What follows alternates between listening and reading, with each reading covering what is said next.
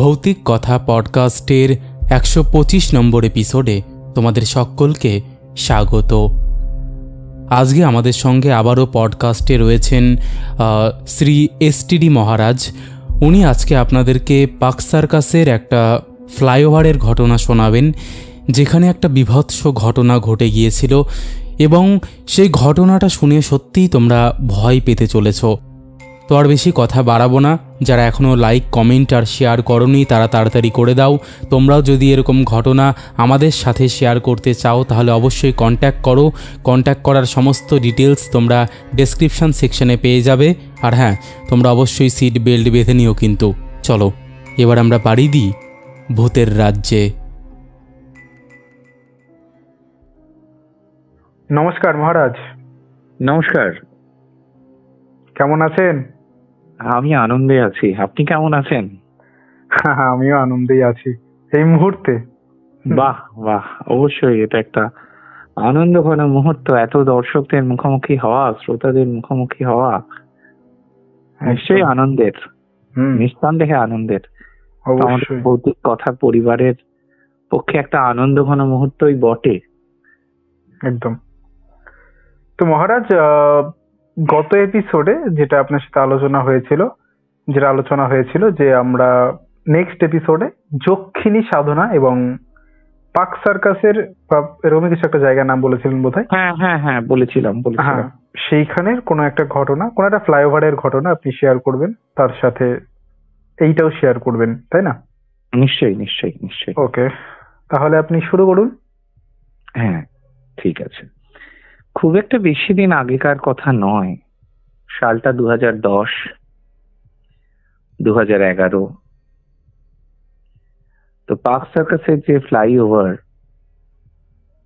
আর একটু আগে পরেও হতে পারে, আমার ঠিক খেয়াল নেই, 11-র পরেও হতে পারে, 11-12 এরকম। প্রচুর গাড়ির মিছিল প্রতিদিন যায়।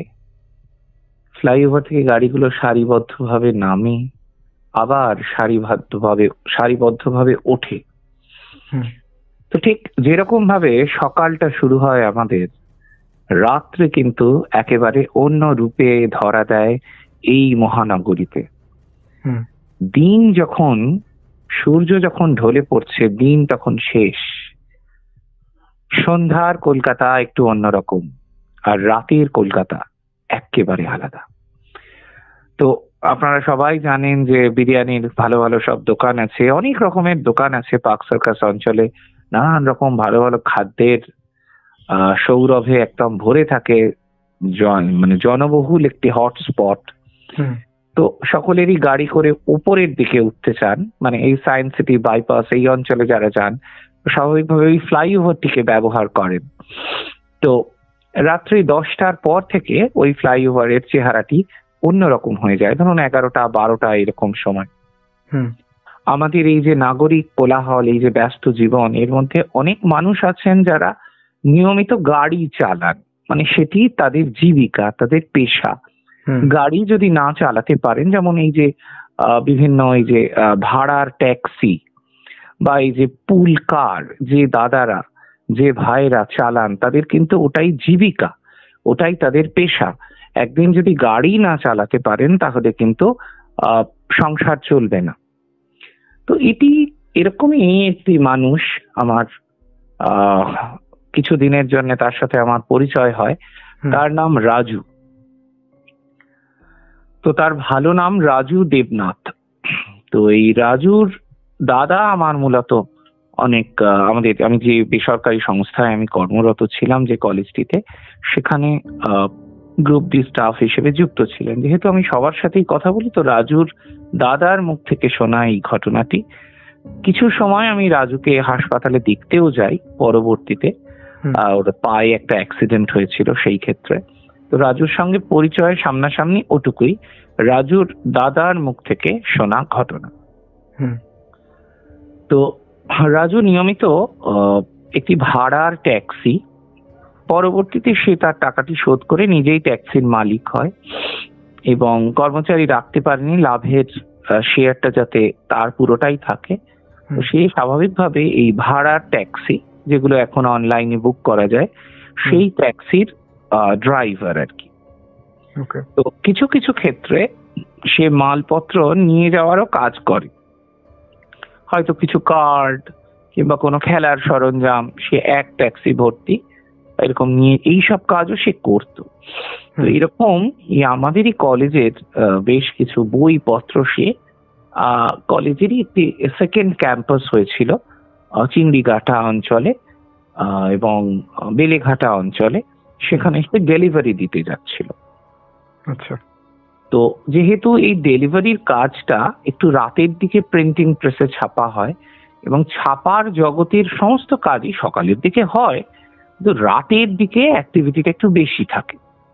ঝাউতলা রোডের একটা পুরনো প্রিন্টিং প্রেসে ছাপা হয়েছে। ঝাউতলা থেকে পার্ক সার্কাস অত্যন্ত কাছে এবং সেখান থেকে বেলেঘাটা খুব সহজেই যাওয়া যাবে। ওই ফ্লাইওভার দিয়ে সে এবার গাড়ি চালিয়ে যাচ্ছে বইগুলো নিয়ে। সে যখন উপরের দিকে উঠেছে, মানে ফ্লাইওভারের মাঝ বরাবর, তো রাতের কলকাতা অন্ধকার, চারিদিকে বাড়িগুলোকে ছোট্ট ছোট্ট মনে হচ্ছে। ছোট ছোট ধূপ যেভাবে জ্বলে, ধূপকাঠিগুলো, ধূপকাঠির মুন্ডুগুলো যেরকম, ঠিক সেই রকম দেখা যাচ্ছে। ল্যাম্পপোস্ট গুলো ছোট মনে হচ্ছে, চারিদিকে ওই রকম বাড়িগুলো ছোট ছোট লাগছে। তো সেই দিয়ে স্পিডে গাড়ি চালিয়ে সে চলে যাচ্ছে। গাড়ির আশপাশে আর কেউ নেই, একা, আর সঙ্গে বইয়ের স্তূপ। তো গাড়িও দ্রুততার সাথে ছুটছে, সুনসান ফ্লাইওভার, কেউ নেই। তো হঠাৎ যেন মনে হলো গাড়ির সামনে কেউ একজন এসছে। তো ব্রেক কষেছে, সঙ্গে সঙ্গে রাজু ব্রেক কষেছে। তো রাজু ব্রেক কষতেই তো একটা ক্যাচ করে একটা শব্দ হয়েছে। তো হঠাৎ মনে হয়েছে যে একটা পারফিউমের গন্ধ যেন সারা গাড়িতে ছড়িয়ে পড়েছে। আচ্ছা। তো স্বাভাবিকভাবে ভীষণ ভয় পেয়ে গেছে। তো একটা অস্বস্তি কাজ করেছে। মানে অ্যাক্সিডেন্ট হলে মানুষের তো আর পারফিউমের গন্ধ মনে থাকে না। তো সারা মানে গাড়ি ভর্তি পারফিউমের গন্ধ, সুন্দর একটা মিষ্টি গন্ধ। আচ্ছা। তো এই গন্ধটাই সে পায়নি, সে সেভাবে পায়নি। তো অনেকক্ষণ তারপরে তো সে প্রথমেই তো সে মানে অন্য গাড়িটা তাকে হর্ন দিচ্ছে, কিছু বুঝে ওঠার আগে বলছে, আরে কি ভাই, কিরকম ভাবে গাড়ি চালাও তুমি? এই গাড়ি মাঝ রাস্তায় এত রাত্রে মরতে এসেছো, এই গাড়ি ঠিকভাবে সাইড করো, নয় চলো। আচ্ছা ঠিক আছে ঠিক আছে, আমার ভুল হয়ে গেছে। যা হোক করে মানে যা হয় আর কি, সেই করে কোন রকমে এগিয়েছে। কিছু দূর গিয়ে তার মনে হয়েছে গাড়িতে তো পারফিউমের কোনো ব্যাপার ছিল না। হঠাৎ এত সুগন্ধি এলো কি করে? গাড়ি ভর্তি সুগন্ধি। তো তার কিরকম একটা খটকা লেগেছে যে কেউ কি পারফিউম মানে বোতল বা এই ধরনের কোনো আতর বা কোনো সেন্ট বা কোনো ডিও, এই ধরনের কোনো সামগ্রী কি কেউ মানে কোনো প্যাসেঞ্জার কি ফেলে গিয়েছেন গাড়িতে? একবার পেছন দিকে ঘুরে দেখি তো, যদি হয়তো কেউ ফেলে গিয়ে থাকবে সেটা থেকেই নিশ্চয়ই গন্ধটা আসছে, না হলে কোথা থেকে গন্ধ আসবে? এত বই, তো বইয়ের তলায় বুঝতেই পারছি না, বই একদম পুরো ভর্তি পেছন দিকটা। তো তার মধ্যেও যেটুকুন দেখা যায় যে একবার পাশ ফিরলো, পেছনটা ফিরলো আর কি। পেছন ফিরতেই আর একটা চমক, সাংঘাতিক একটা উত্তেজনা। কোনো একজন সুন্দরী সুবেশা রমণী ভদ্রমহিলা, তিনি হাসি মুখে বসে আছেন বইয়ের ওপর। তো এটা দেখেই মানে যাকে বলে মূর্ছা যাওয়া, একেবারে অজ্ঞান হয়ে গেল রাজু। গাড়ি কিন্তু তখনও চলছে। সাংঘাতিক একটি ঘটনা। অ্যাক্সিডেন্টে মরে যাওয়ার চান্স 200%। গাড়িটা অটোমেটিক চলছে, গাড়ি অটোমেটিক চলছে, রাজু অজ্ঞান হয়ে পড়ে আছে। ভাবা যায়? তো গাড়ি ক্রমশ এগোচ্ছে, বাইপাস ছুঁই ছুঁই অবস্থা, সায়েন্স সিটির কাজ বরাবর পৌঁছে গেছে। কিছুক্ষণের মধ্যে রাজু আবার স্টিয়ারিং ধরেছে, 2-1 মিনিটের মধ্যে। তো দেখছি কি, এ তো সাংঘাতিক অবস্থা। আমি তো গাড়ির মধ্যে, চলন্ত গাড়ি, আর সামনে স্টিয়ারিং এ কেউ নেই, আমার হাতটা অন্যদিকে, এ কি অবস্থা? তো কিছু বুঝে ওঠার আগেই সে কোনো রকমে স্টিয়ারিংটা মানে ঘোরাতে থাকে এবং কোনো রকমে সাইড করে গাড়িতে। তো মনে হয় নিশ্চয়ই আমার মদ্যপানটা বেশি হয়ে গিয়েছে। এই জন্যই আমি বলি, দিনের বেলা যা করি, দিনের বেলায় শেষ করা উচিত। এই বিকেল বেলার দিকে খেলে যে সমস্যাটা হয় সেটা হচ্ছে হ্যাং ওভারটা থেকে যায় রাত অব্দি। এই তো একঘেয়ে কাজ, ব্রেনে প্রচন্ড প্রেসার পড়ে গাড়ি চালাতে, আর তার উপরে এই নানান রকম মিষ্টি মিষ্টি গন্ধ আর কি সব দেখছি। দেখি একটু সাইড করি গাড়িটাকে, একটু বসি, একটু রেস্ট নিই, তারপর না হয় যাওয়া যাবে। যেখানে তার বইগুলো ডেলিভারি দেওয়ার কথা, অর্থাৎ কলেজের সেকেন্ড ক্যাম্পাস, তো চিংড়িঘাটা অঞ্চলে। তো সে দেখছে, সে যখন একটু রেস্টিং এর দিকে যাচ্ছে, সবে একটা দেশলাই জ্বালবে, দেশলাইটায় সবে এসে একটু আগুন দেবে, মানে বিড়ি একটা খায় আর কি, একটাই বিড়ি 3 বার করে খায়, এইরকম অবস্থা আর কি। বিড়িটাও ভালোভাবে খেতে পারে না, একটু তামাক খৈনি এসব চলে ভালো আর কি, তিরঙ্গা এসব খুব পছন্দ করে। তো সবে দেশলাইটা জ্বালতে যাচ্ছে, দেশলাইটা জেলে ফেলেছে। তো সঙ্গে সঙ্গে একটা ক্ষীণ স্বরে একটা আওয়াজ শুনলো, ইস।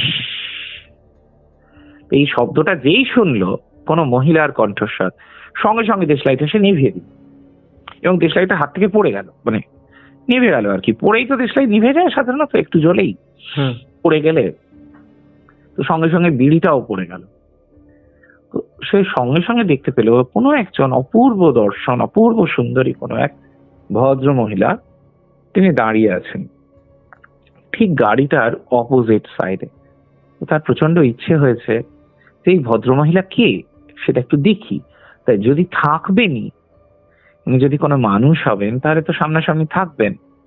সে সঙ্গে সঙ্গে এরকম হাতটা বাড়াবার চেষ্টা করলো। তো তিনি সঙ্গে সঙ্গে এগিয়ে গেলেন তার কাছ বরাবর, নাগালের বাইরে। তো তিনি বারবার দেখছেন এই ভদ্র মহিলা বারবার আসছেন আর চলে যাচ্ছেন। এইবার সে রিকল করতে পেরেছে, পেছনে একটা গন্ধের ব্যাপার ছিল। এটা কি তাহলে ওই ভদ্র মহিলার পারফিউম?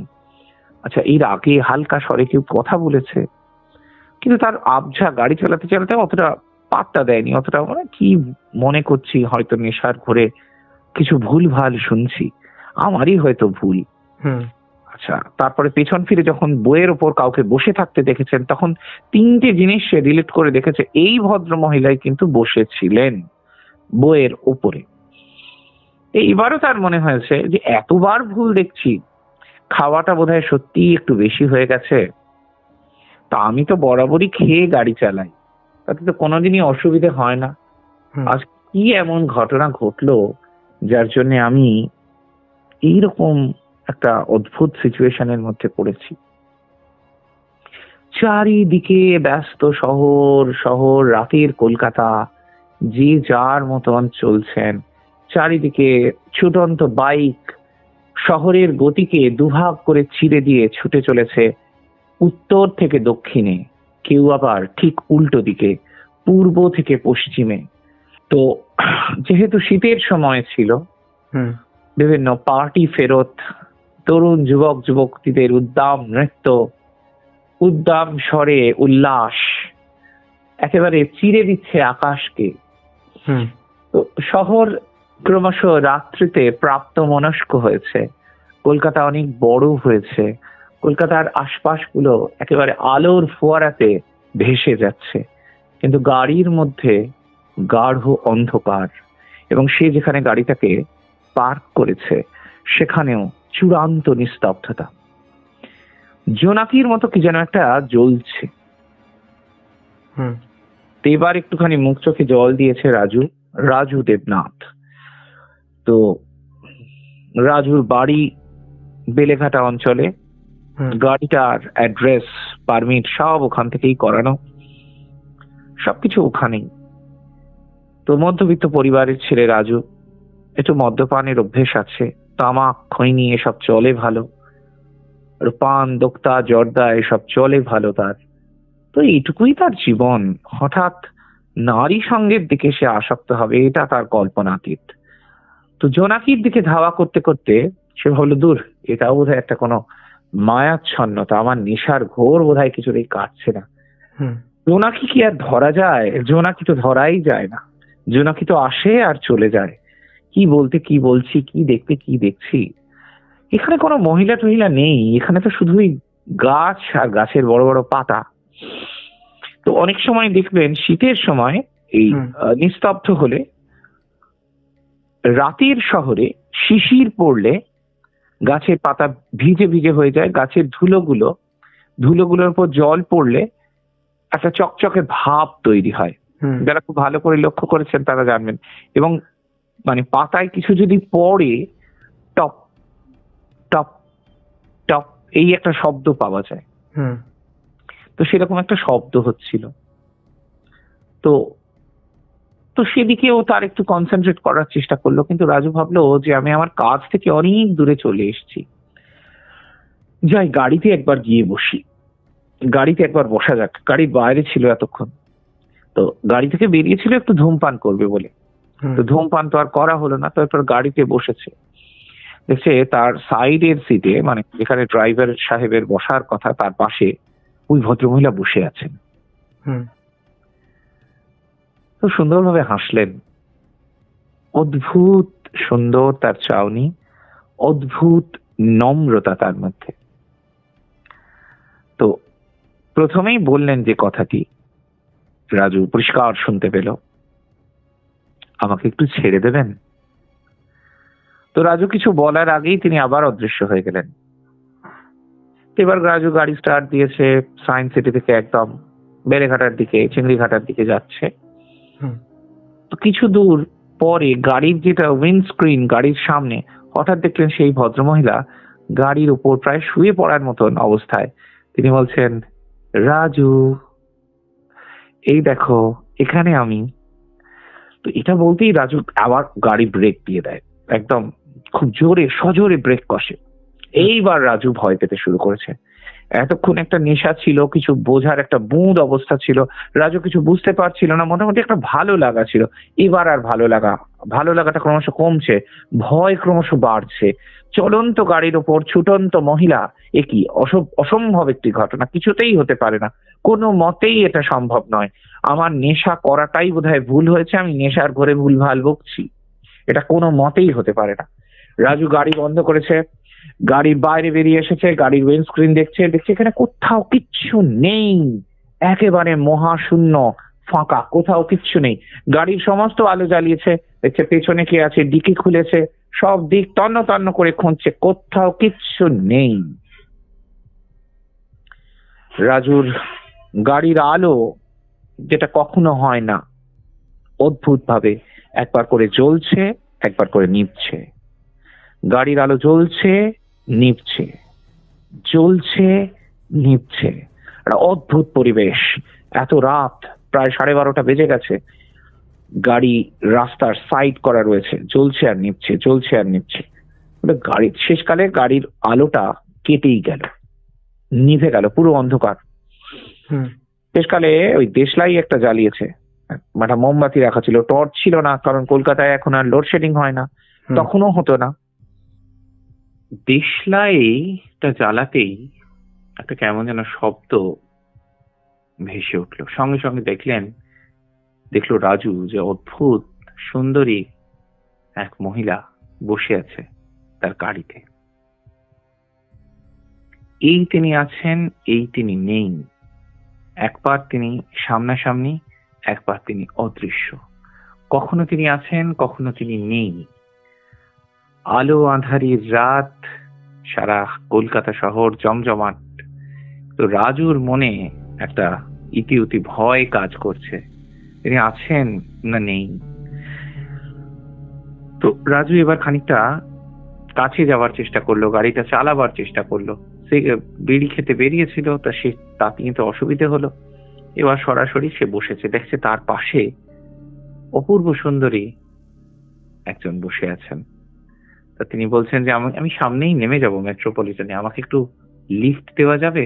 বলছে হ্যাঁ, নিশ্চয়ই নিশ্চয়ই। তো এবার তিনি গাড়ি এবার এগিয়েছে, এই বইপত্র ছাপা হয়েছে প্রিন্টিং প্রেস থেকে, ঝাউতলা থেকে। এবার তারা যাচ্ছে আমাদের সেকেন্ড ক্যাম্পাসের কাছে, যাচ্ছে চিংড়িঘাটায়। তো তার আগে মেট্রোপলিটন কোনো ব্যাপার নয়, তো রাজু নামিয়ে দেবে। সামনেই দেখলো প্রকাণ্ড একটি ট্রাকের সামনে সজোরে পড়লো গাড়িটি, খুব জোরে ব্রেক কষলো। চোখের সামনে গাঢ় অন্ধকার। রাজুর কি এমন সাংঘাতিক ঘটনা ঘটলো যে অ্যাক্সিডেন্টের মধ্যে পড়তে হলো।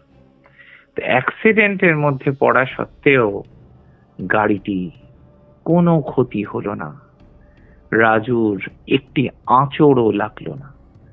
রাজুর একটা সামান্য আঁচড়ও রাজুর গায়ে লাগেনি। নিজেকে খানিকটা স্থিতধি করে রাজু যখন সোজা হয়ে বসলো,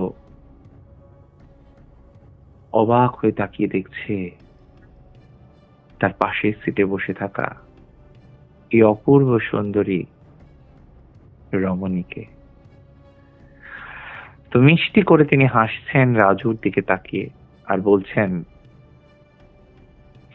নানান রকম অসুখ আছে, সুখেরও অসুখ আছে, আর আমি বড্ড সুখী মানুষ। ভালো মানুষের জন্যে আমি সব সময় আছি, আর মন্দ মানুষের কাছে আমি অন্যরকম রূপ ধারণ করি। তখন রাজু খানিকটা হাঁ করে বিস্ফারিত নয়নে তাকিয়ে আছে তার দিকে। তো কিছু দূর এগোলেই মেট্রোপলিটন। তো মেট্রোপলিটন বলছে, আপনি তো এবার নামবেন। বলছে, না, নামতে ইচ্ছে করছে না, কিছু পরেই নামবো। বলছে, কেন, এখানে তো আপনার বাড়ি। বলছে, আমার বাড়ি বলেছিলাম নামবো, বাড়ি এ কথা তো বলিনি। বলছে, আপনার বাড়ি কোথায়? আমি আপাতত আছি প্রিন্টিং প্রেসে। তখন বলছে, মানে ঝাউতলা রোডের ওই ছাপাখানায়? বলছেন, হ্যাঁ, সেখানে আমার সঙ্গে আরো দুজন মানুষ আছেন। বলছেন, ও আপনার পরিবার হবে হয়তো। তখন বলছে, না, আমার পরিবার নয়, আমরা দুজনে, আমার দুজন একসঙ্গেই থাকেন। আপনার দুজন বলতে? বলল, না, আমার সঙ্গে আরো দুজন সহযোগী আছেন, তারাও দুজন মহিলা। বললেন, ও আচ্ছা, ভালো ভালো। তো রাজু এবার বলছে যে, মানে এবার চাইছে যে উনি নেমে যান আর কি। এবার তোকে বইগুলো ডেলিভারি দিতে হবে ওই মানে কলেজের যে সেকেন্ড ক্যাম্পাস সেইখানে, সেই জন্যই ওর কাজ কর্ম সব ওখানে রয়েছে। তো রাজু দেখছে এই যে অপূর্ব সুন্দরী ভদ্রমহিলা বসেছিলেন। রাজু গাড়ি চালাচ্ছে, প্রায় কাছাকাছি চলে এসছে, সেকেন্ড ক্যাম্পাসের খুব কাছাকাছি এসে দেখছে যাকে বেশ আদরণীয় মনে হয়েছিল, খুব ভালো লেগেছিল যাকে দেখে, যার কথাবার্তা অত্যন্ত ভালো, তার একই চেহারা, ভয়ঙ্কর চেহারা।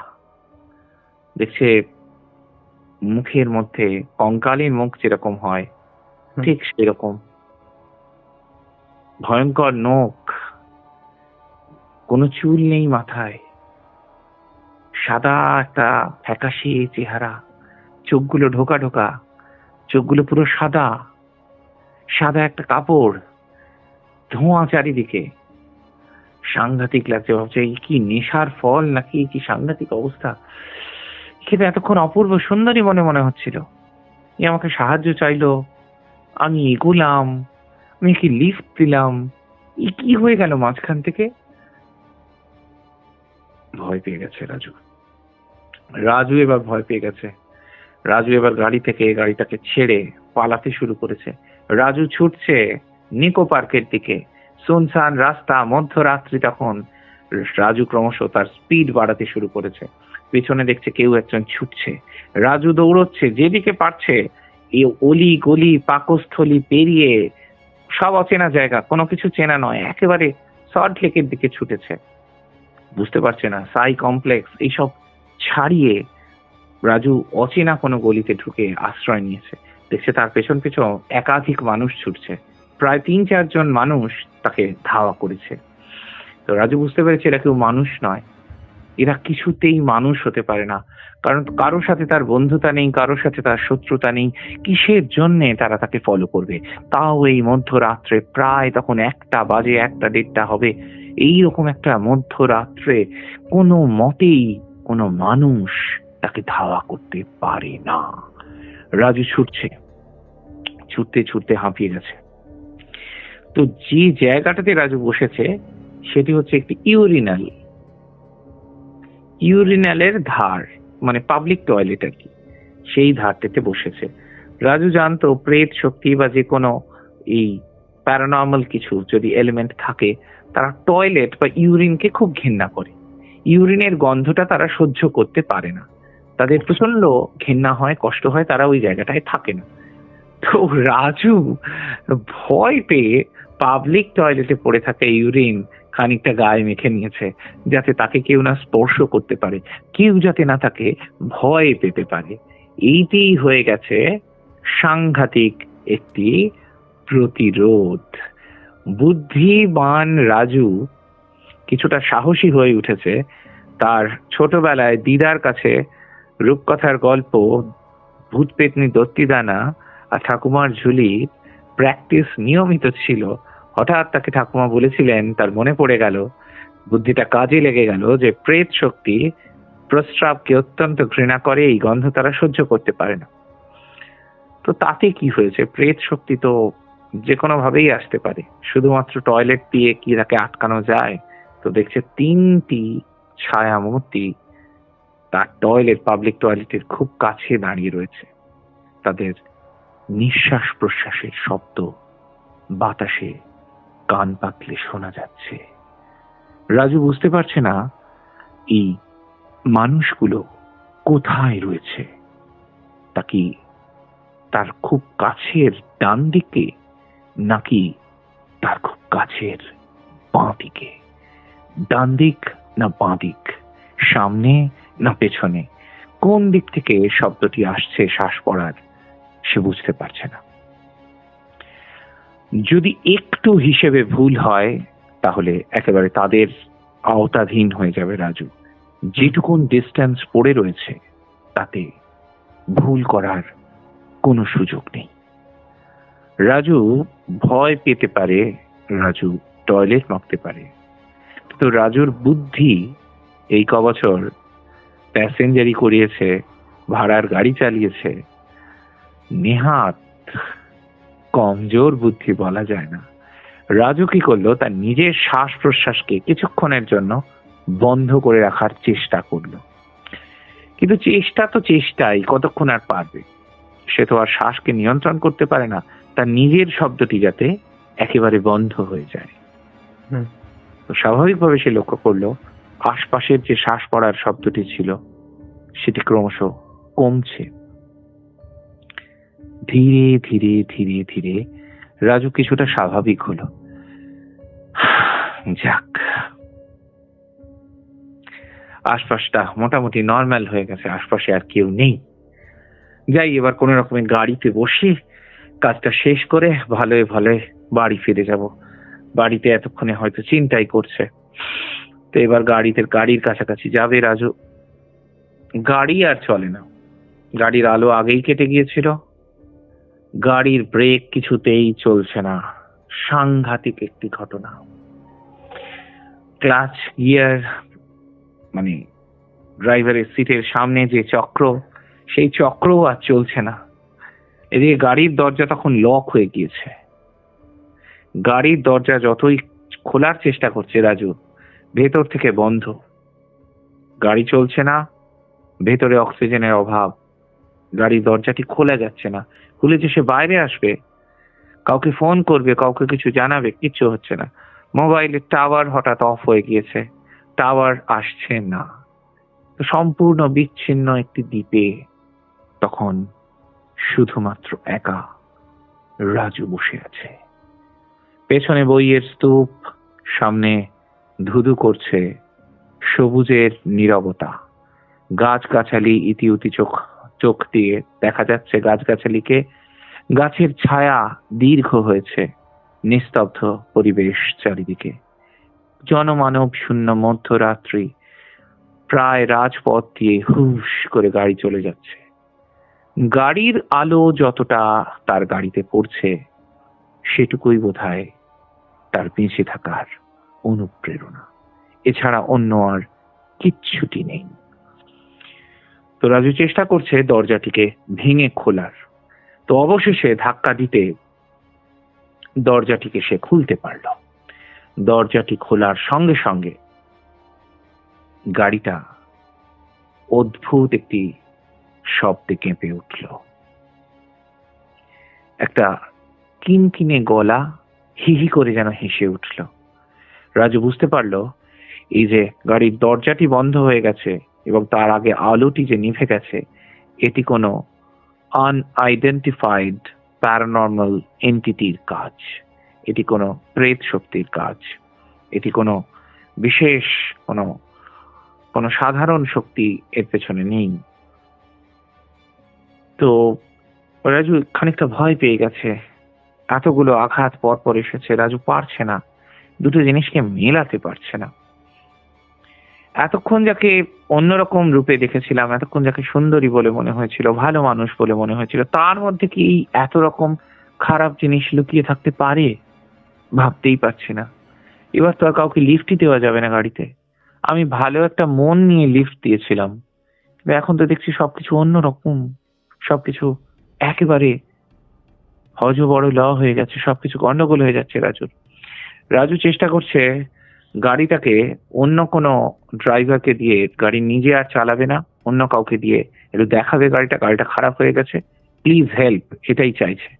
তো যে গাড়িকে এসে হাত দেখাচ্ছে, সেই গাড়ি থামছে না। অন্য ট্যাক্সি, অন্য কোনো প্রাইভেট কার, যে দাদা একটুখানি সাহায্য করবেন।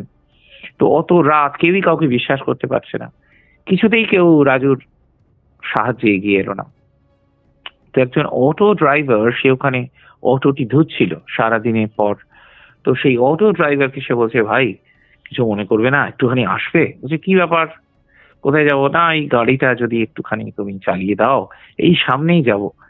যে ঠিক আছে, কোনো অসুবিধে নেই, কোনো ব্যাপার নয়, আমি চালিয়ে দিচ্ছি। তো গাড়িতে পাশে বসেছে, বলছে, আমার শরীরটা খারাপ লাগছে, আমি আর গাড়িটা চালাতে পারছি না, তুমি পাশে বসো। তো গাড়ির ড্রাইভারের সিটে সেই অটো ড্রাইভার বসেছেন এবং গাড়ি অদ্ভুতভাবে চলতে শুরু করেছে। গাড়ি কিছু দূর চলার পরেই সাংঘাতিক একটি ঘটনা, রোমহর্ষক একটি ঘটনা, আমার জীবনে শোনা প্রথম এবং শেষ ভয়ঙ্করতম ঘটনা। এতটা ভয় আমি নিজেও কোনোদিন পাইনি, আমি নিজেও কোনোদিন ভাবিনি এভাবেও তারা ফিরে আসতে পারেন। আর রাজুর জীবন মুহূর্তের মধ্যে চ্যালেঞ্জের মুখে পড়তে পারে। যে ড্রাইভার সাহেব অটোটি চালাচ্ছিলেন, অটো যিনি চালান, অটো চালক, তিনি এখন এই গাড়িটির ড্রাইভারের সিটে বসে আছেন। মুহূর্তের মধ্যে তার এক হাত স্টিয়ারিং এ রয়েছে, অন্য হাতটি রাজুর ঘাড়ের দিকে তাক করা। রাজুর ঘাড় লক্ষ্য করে তার হাত ঘাড়টিকে একেবারে সজোরে চাপ দেওয়ার চেষ্টা। যেদিকে মানুষ মুখ নিচু করে ঠিক তার উল্টো দিকে চাপ দেওয়ার চেষ্টা। সাংঘাতিক চিৎকার রাজু বাঁচতে চাইছে এবং এই ড্রাইভার তাকে মৃত্যুর দিকে নিয়ে যেতে চাইছে। একদিকে জীবন, অন্যদিকে মৃত্যু, একদিকে জীবন, অন্যদিকে মৃত্যু। জীবন মৃত্যুর মাঝখানে দোলাচলে দুলছে রাজু। কি হবে, কি হতে পারে? কোনো কিছু আর ধূসর ধূসর ধূসর, একেবারে সামনের সমস্ত কাঁচ ধূসরতায় ভরে গিয়েছে, কিচ্ছু মনে নেই। রাজু যখন চোখ খুলেছে তখন দেখছে স্টিয়ারিং খালি, আশপাশে কেউ নেই, গাড়ির দরজা খোলা, বইগুলো যেমন ছিল ঠিক তেমন পড়ে আছে। রীতিমতো সকাল হয়ে গিয়েছে। একটু একটু করে ইতিউতি কাক ডাকার শব্দ শোনা যাচ্ছে। বুঝতে পারছে শীতের রাত হলেও ভোর হয়ে আসছে, নতুন সকাল আসছে। রাজুর জীবনেও কি নতুন সকাল আসতে চলেছে? তবে মৃত্যুপুরী, মৃত্যু লোক থেকে তাহলে কি জীবনের দিকে এগোচ্ছে রাজু? সত্যি কি তাই? সত্যি তাই। এবার বাস্তবে এসেছে রাজু। এতক্ষণ অতি প্রাকৃত জগতে হারিয়ে গিয়েছিল। সর্বত্র টেনশন, সর্বত্র ভয়, ভয় আর ভয়। ভয় গ্রাস করেছিল রাজুকে। কিছু মানুষ তার গাড়িতে উঠেছিলেন, কিছু মানুষ তাকে ধাওয়া করেছিলেন, এটি তার আবছা স্মৃতিতে মনে পড়ছে। কিন্তু ঠিক কি ঘটেছিল তার সাথে সবটা মনে নেই। সবটা মনে রাখা কারোর পক্ষে সম্ভবও নয়। রাজু কেন, আমরা কেউই বোধহয় তা পারবো না মনে রাখতে। আমরা মনে রাখতেও চাই না। তো রাজু তারপর যেটি করেছিল, গাড়িটিকে ওখানেই পার্ক করে তার বাড়িতে সে খবর দেয়, তার ছোট ভাইকে সে আসতে বলে এবং বলে যে বইগুলো সে আর গাড়ি কিছুতেই চালাবে না, বইগুলো অন্য একটি গাড়িতে সে তুলে নিয়ে সেই গাড়িটিতে পৌঁছে দেবে। তখন প্রায় ভোর 6টা। সমস্ত বই সে তুলে তার ভাইকে দিয়ে অন্য আরেকটি গাড়িতে করে কলেজের যেটি সেকেন্ড ক্যাম্পাস সেখানে পৌঁছে দেয়। এবং এই এত যে ঘটনা, এত যে সাংঘাতিক চেষ্টা তাকে মৃত্যুর দিকে নিয়ে যাওয়ার, সে রক্ষা পায় তার একটি কারণ। তার গাড়ির যে সামনের স্ক্রিন, তার সামনে বজরং বলিজির একটি সুন্দর মূর্তি স্টোন ডাস্টের সেটি ছিল এবং বেশ কিছু জবা ফুল ছিল। মা কালীর একটি মূর্তি তার পাশেই রাখা ছিল। তো রাজুর বিশ্বাস হয়তো প্রেত শক্তি নয়, প্রেত শক্তির পরাজয় হয়েছিল সেই রাত্রে।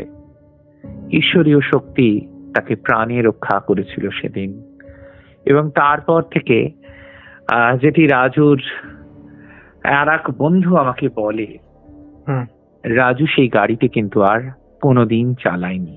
না তো সে গাড়িটিকে স্পর্শ করেছিল, না তো সে গাড়িটিকে কোনোদিন আর স্টিয়ারিং এ বসেছিল। শোনা যায় রাজুর অনুমান, এই গাড়িটি যেহেতু সেকেন্ড হ্যান্ড একটি গাড়ি এবং সেকেন্ড হ্যান্ড গাড়িতেই সে লোনের মাধ্যমে কিনেছিল, সেই টাকাটাও তার কাছে ছিল না। তো এই গাড়িটি কোনোভাবে অভিশপ্ত ছিল এবং এই গাড়ির যিনি মালিক তিনি খুব ভোগী মানুষ ছিলেন। বিভিন্ন সাধন তিনি করতেন, পৈশাচিক সাধন, প্রেতের সাধন এবং একটু নারীর ভোগ বিলাস তার মধ্যে ছিল। তাই খুব স্বাভাবিকভাবেই যে কোনো প্রেত শক্তি এই গাড়িটিকেই তো চিনত, গাড়িটিকেই জানতো। তার গাড়িতে এমন অনেক ঘটনার খবর পাওয়া যায় এবং সেই কারণেই একটু সুস্থ স্বাভাবিক জীবনে ফিরে এসে একটু শান্তি লাভের আশায় এই পুরনো ভালো অবস্থায় থাকা এই ট্যাক্সিটি, আপাত নতুন অবস্থার ট্যাক্সিটি, অল্প পুরনো এই ট্যাক্সিটি তিনি বিক্রি করে দেন জলের চেয়েও কম দামে। আর কিছুটা অভাব, কিছুটা লাভের আশা, এই দুয়ে মিলে রাজু দেবনাথ বেলেঘাটার নিম্ন মধ্যবিত্ত পরিবারের ক্যাব ড্রাইভার রাজু দেবনাথ কিনে ফেলে এই গাড়িটি। তো লোনের টাকা তার কিছুটা শোধ হয়েছে, অল্প কিছু টাকাই তার বাকি ছিল। এবং বন্ধু বান্ধবরা বলে, দেখ এখন ক্যাব ড্রাইভিং করে কিন্তু স্বচ্ছন্দে জীবন কাটানো যায়। তো জীবন কাটাতে গিয়ে মৃত্যুর মুখোমুখি দাঁড়িয়েছিল সে। এই প্রেত শক্তি তাকে ভয়ঙ্কর রূপে আহত করে এবং মৃত্যুর মুখোমুখি সে পৌঁছে যায়। কিন্তু জীবন তাকে আর একটা সুযোগ দিয়েছিল জীবনকে ভালোবাসার, জীবনের কাছে দুহাত পেতে নতুন কিছু শেখার। এত সাহস কোথা থেকে পেয়েছিল রাজু, আমার জানতে বড় ইচ্ছে হয়। তো পরবর্তীতে যখন আমার যিনি পরিচিত তার সাথে এই বিষয়ে কথা বলেছি, তখন তিনি বলেন যে রাজু মানুষ হিসেবে ভীষণ সৎ, ভীষণ বিনয়ী, ভদ্র এবং ঈশ্বরের প্রতি শ্রদ্ধাশীল। তাই যারা এরকম মানুষ হয়ে থাকেন, প্রেত শক্তি সাধারণত আক্রমণ করলেও তাদের মারাত্মক কোনো ক্ষতি করতে পারেনি এইবারেও। তো এটি ছিল আজকের ঘটনা এবং এই ঘটনা কিন্তু অনেকের রাতের ঘুম কেড়ে নেবে, এটি আমি জানি। তো এইখানেই ঘটনার সমাপ্তি ঘটছে। আচ্ছা, তো এইটা যেটা বলছেন এটা কি ভেরি রিসেন্ট না অনেক দিনের? এই ঘটনাটি খুব একটা রিসেন্ট নয়, এটি 2011 সাল 12 সাল এইরকম। আচ্ছা, মানে আমার ঠিক যতদূর মনে পড়ছে ওই 10-এর পর আর কি, 11-12 সালেই আর কি হয়েছে। আচ্ছা, মেনলি ফ্লাইওভারে হয়েছে তাই তো? এটা ওই ফ্লাইওভারের ঘটনা, এবং সেই মানে ওই যে প্রিন্টিং প্রেসটি আর কি একটু হন্টেড ছিল। যদি ওই বাড়িটি যেহেতু সস্তা, তাই কাজে দেখবেন যেগুলো সস্তা বাড়ি সেই বাড়িগুলো কিন্তু অনেকদিন বিক্রি হয় না। ফ্ল্যাট বাড়ি দেখবেন অনেকে বিক্রি হয় না। ফ্ল্যাটটা দেখতে সুন্দর, বাড়িতে সুন্দর, কিন্তু তার বাস্তুটা পাওয়া যাচ্ছে না, বা ঠিক তার ডায়াগ্রাম যেটি সেটি ঠিক পাওয়া যাচ্ছে না। তো সস্তায় ছেড়ে দিচ্ছে কিন্তু কেউই কিনতে চাইছে না। এরকম অনেক কলকাতায় বাড়ি আছে, ফ্ল্যাট আছে। ওকে, তো প্রিন্টিং প্রেস কি ওই রকম একটি বাড়ি, মানে ওখানে বসে কাজ করা যায়, আর কাজকর্ম যা করছে, না হলে আর কাজকর্ম করছে কি করে। এরকম অনেক অফিসও কিন্তু আছে, 5টা-6টা অব্দি অফিস করছে সবাই, কেউ মানতে চান না এটা খালি চোখে। তারা হয়তো বলবেন তাহলে যদি এত ভয়ঙ্কর অবস্থা হয়ে থাকে, আপনারা যেগুলো বলছেন এগুলো সব আজগুবি কথা, এগুলো সব আপনাদের বানানো গল্প, তো এগুলো কোনোটাই সত্যি নয়। তো এরকম ঘটনা কিন্তু আমি আমার নিজের জীবনে দেখেছি। আমি একাধিক সংস্থায় কাজ করেছি, এবং এক একটি সংস্থা, এভারেস্ট হাউস, আমি কি বলেছিলাম, বলিনি বোধহয় কখনো, এভারেস্ট হাউসের যেটি 13 তলা 14 তলা, আমি বলেছিলাম বোধহয় না? না না না, লিফটের একটি ঘটনা, সেটাও কিন্তু ভয়ঙ্কর। শুনবো নেক্সট শুনবো। তাও কিন্তু খুব সাংঘাতিক একটি ঘটনা। তো ঘটনার ঘটা শুরুই হয়েছে 14 তলা এবং 15 তলার মাঝখানে, মানে ছাদ এবং ছাদের নিচের যে অংশ, মানে তার তলার ফ্লোরটা, সেখানে লিফটটা অদ্ভুতভাবে দাঁড়িয়ে যায়। ঘটনাটা শুরুই হচ্ছে লিফটটা আটকে যাওয়ার পর। কি সেই ঘটনা বলবো সব আপনাদের আগামী দিন। আবার দেখা হবে নতুন কোনো বিষয় নিয়ে আপনাদের সঙ্গে। একদম একদম, থ্যাংক ইউ সো মাচ মহারাজ। হ্যাঁ, নিশ্চয়ই, আপনাকেও ধন্যবাদ। তো এই ছিল আজকের পডকাস্ট। আশা করছি তোমাদের ভালো লেগেছে। কেমন লেগেছে তোমরা অবশ্যই সেটা কমেন্ট করে জানিয়ে দাও। তোমাদের মধ্যে এখনও যারা এই পরিবারে যুক্ত হওনি, যুক্ত হয়ে যাও, লাইক কমেন্ট শেয়ার করে দাও। চলো আজকের মতন এখানেই শেষ করছি।